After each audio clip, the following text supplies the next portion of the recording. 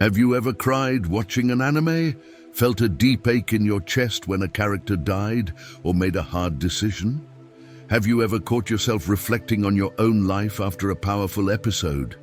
If so, you're not alone, but you may not fully realize what actually happened to you. Because while you thought you were just watching a show about battles or fantasy, something far deeper was quietly being planted inside you.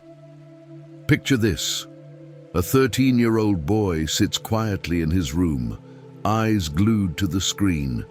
His favorite character is dying, the music swells, the eyes close, it's over. The boy bursts into tears. Outside the room, someone scoffs, crying over a cartoon? But what no one sees, and not even the boy knows yet, is that what he just experienced wasn't just entertainment, it was philosophy in disguise. A lesson about loss, sacrifice, and the impermanence of life. It was his first real encounter with what the ancient Stoics called memento mori, the idea that we must remember we all die. That kind of emotional impact isn't random, and it's definitely not childish. It's the result of careful storytelling, a blend of art, emotion, and deep philosophical ideas, all wrapped in charismatic characters and colorful worlds. Anime and manga are filled with universal archetypes. Heroes, mentors, inner demons, moral dilemmas. They're visual metaphors for the human journey. But because no one teaches us to look for that, we often consume these stories as if they're just casual entertainment, and that is the secret. Today, the anime industry generates over $20 billion a year, according to Statista 2023. Millions of people across the world are watching episodes weekly, buying manga, debating theories, and following fictional journeys like they were real. But few people ever stop to ask, why do these stories hit so hard? Why do these tales from a distant culture, with different customs and a unique artistic style, touch us so deeply? Is it just fun? Just action? Or is there something more? The truth is, the creators behind these universes, the writers, illustrators, directors, aren't just telling stories. They're sharing worldviews. Many of them have backgrounds in literature, psychology, philosophy, and religion. For example, Hiromu Arakawa, creator of Full Metal Alchemist, studied ethics, alchemy, and moral consequences. Hajime Isayama, who created Attack on Titan, has openly spoken about his inspirations from Jean-Paul Sartre and Thomas Hobbes. Even Masashi Kishimoto, the mind behind Naruto, has admitted that pain, resentment, and forgiveness were central themes in his own life. And naturally, in his story, a survey by the Anime Creators Database 2022 edition found that over 60% of leading anime writers draw direct influence from philosophy, both Eastern and Western. That means, while you're watching characters level up or fight epic battles, the creators are actually wrestling with questions like, what is good, really? Are we free, or is everything fate? How do we deal with pain? What does sacrifice mean, and what does it take to be human? But why do these philosophical ideas go unnoticed? Because they're hidden, camouflaged inside stories that look like fantasy. And that, by the way, is a very Japanese way of teaching. Unlike the Western model that tends to be direct and analytical, Eastern thought prefers suggestion. It doesn't explain, it reveals. It doesn't declare, it hints. That's why so many of these lessons slip past us. We think we're watching a battle, but we're being shown how to live. And just because we don't notice it, doesn't mean it's not working, because it is. Ask yourself, why can't you forget Jiraiya's death? Why did Maes-Hugh's final scene cut so deep in Full Metal Alchemist? Why did Eren's final decisions in Attack on Titan leave you questioning if he was still a hero? Why does Tanjiro in Demon Slayer make you cry, not when he wins, but when he sees the humanity in his enemies? These emotions don't come from shallow writing. They come from powerful, ancient truths, carefully woven into storylines. And we feel them, even when we can't explain them. So this video invites you to take a different look. Let's rewatch the stories you thought you understood and discover why they stayed with you long after the credits rolled. Because maybe your favorite character was actually the philosopher you never had in school. Now that you've started to see anime through this new lens, it's hard to go back. Suddenly, those emotional moments, those intense choices and quiet reflections, they start to feel like more than just scenes. They feel like lessons. And, if you look closely, what seemed like simple fiction is actually filled with centuries-old philosophical questions. Let's start with Full Metal Alchemist, Brotherhood. On the surface, it's a story about alchemy, power, and two brothers trying to fix a terrible mistake. But underneath all that, the show explores one of the oldest and most important moral ideas in philosophy: equivalent exchange. To gain something, something of equal value must be lost. It sounds like alchemy, but it's also a moral principle. In fact, it echoes Kantian ethics, the idea that all actions must respect the dignity and value of others. Edward and Alphonse try to bring their mother back from the dead. They break a fundamental law of nature, and they pay dearly. The whole series becomes a quest to fix that mistake, to take responsibility for their choices. That's not just good storytelling. That's moral philosophy in action.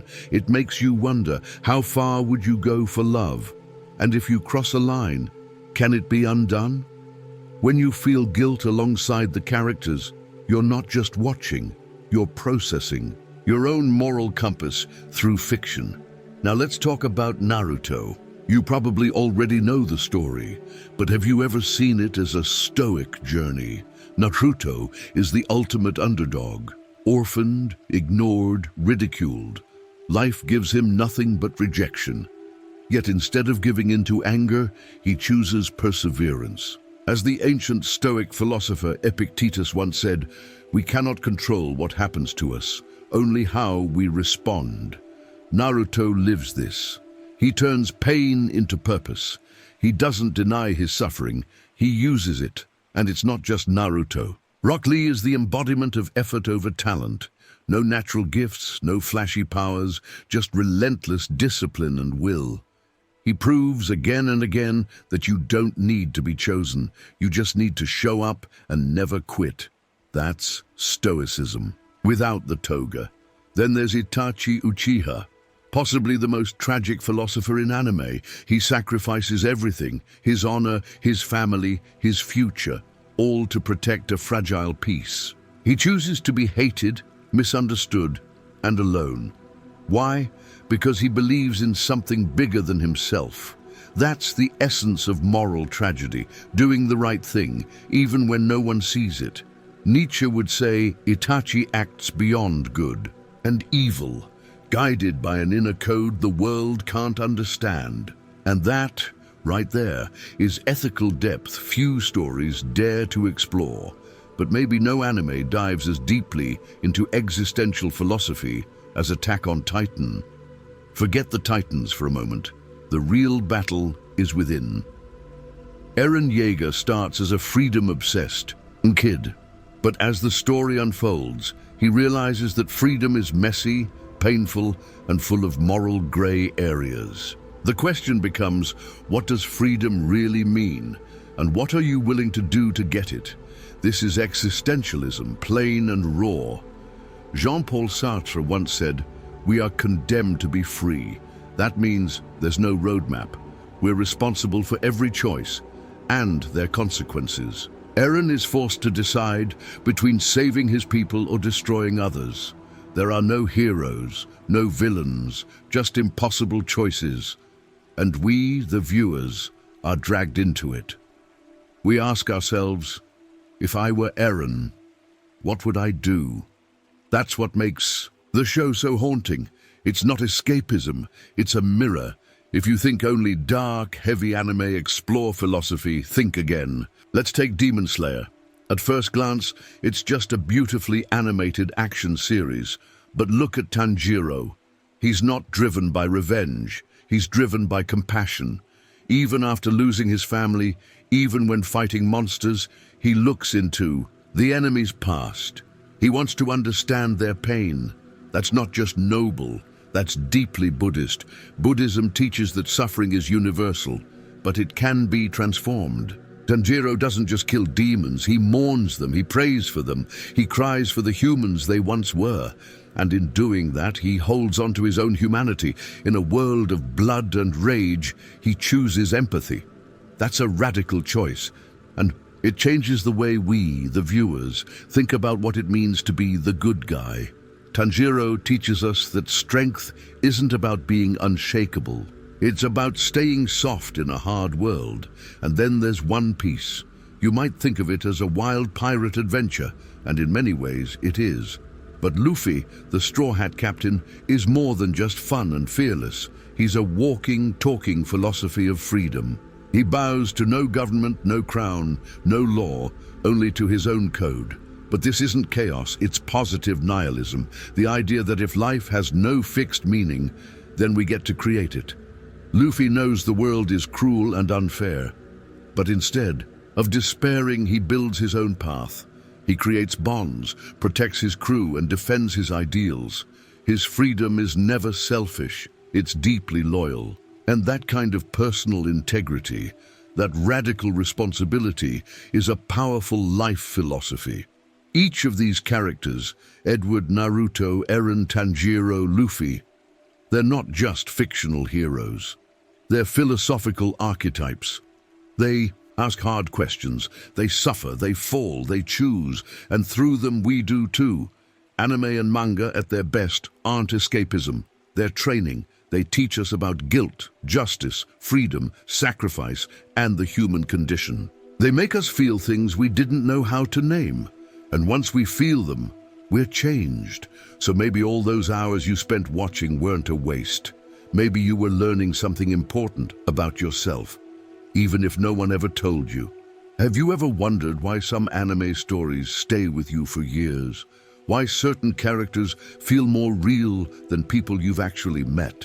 Why you still remember the exact moment Tanjiro clenched his sword, or the way Itachi smiled before? His final breath? The answer might sound simple: empathy, emotion, nostalgia, but the truth is much deeper. What anime and manga do best is mirror the inner journey that every human being is going through, even when we don't have the words for it. You see, anime isn't just storytelling, it's symbolic reflection. The characters we follow are more than entertainment, they're representations of ourselves, of our fears, our losses, our hopes, our contradictions. Carl Jung, the Swiss psychiatrist who pioneered the study of the unconscious, called these powerful symbols archetypes, universal patterns of the human experience. And anime is full of them. The hero, the mentor, the shadow, the sacrifice. That's why you don't just watch anime. You feel it. It taps into something ancient inside you, something shared, something deeply human. Joseph Campbell, one of the greatest mythologists of the 20th century, described this in his theory of the hero's journey.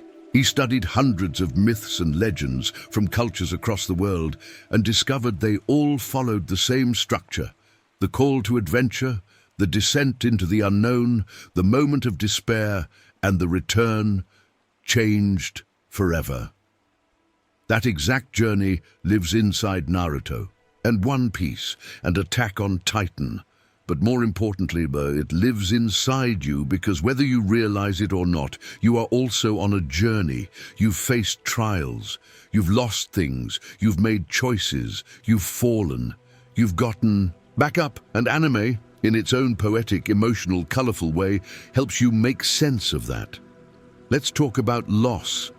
Think of Jiraiya, the old master who knew he wouldn't live to see the world he dreamed of, but who passed on his will. Anyway, he reminds us that wisdom lives on, even after we're gone, that our influence on others might be our most lasting legacy, or Mise Hughes in Full Metal Alchemist. a man whose simple, loving family life made him the emotional center of the show. When he died, we didn't just lose a character. We lost a reminder that love, no matter how ordinary it looks, is worth protecting. Then there's Itachi Uchiha, a character who embodies the philosophical tragedy of moral burden. He gave everything and received nothing in return. He chose silence. He chose to be hated, because in his mind, that was the price of peace. His life poses one of the hardest ethical questions of all. Can the right thing still feel wrong? Anime also teaches us about empathy in a world that pushes us toward indifference. Look at Tanjiro. He doesn't just fight demons, he mourns them. He sees them not as enemies, but as victims of pain. Even as he strikes the final blow, he sheds tears. That's not weakness, that's a radical form of strength. To stay soft, to stay human, in a world full of reasons to shut down, that's something philosophy, religion, and psychology have always struggled to teach. And yet, anime does it in a single frame. And what about friendship, loyalty, joy? Anime reminds us that life isn't just about hardship. It's about finding people to laugh with in the chaos, people who believe in us even when we doubt ourselves. Scenes of Luffy sharing food with his crew, Naruto finally being acknowledged, Edward holding his brother's hand. These are small moments, but they carry weight. They remind us that what's ordinary is often what matters most. That's what makes anime so powerful. It doesn't preach, it shows. It doesn't give you answers, it gives you reflection. It lets you experience moral complexity through characters. You grow to love. It lets you explore fear, identity, death, freedom, all wrapped in a story. And the best part, it doesn't ask for credentials. You don't need a philosophy degree to understand Naruto's loneliness. You don't need to study Kant or Buddha to feel Tanjiro's compassion. Because anime, at its heart, speaks the language of emotion, and emotion is universal. In a world where real life feels increasingly fragmented, fast, and numb, anime reconnects us. It reawakens parts of us we forgot we had. It lets us grieve. It lets us grow. It gives us tools to understand pain and maybe even how to move through it. So the next time someone tells you anime is childish, smile, because you know the truth. It's not about swords or powers or catchphrases. It's about people, about truth, about transformation, and maybe, just maybe, anime wasn't made to distract us from life. It was made to prepare us for it.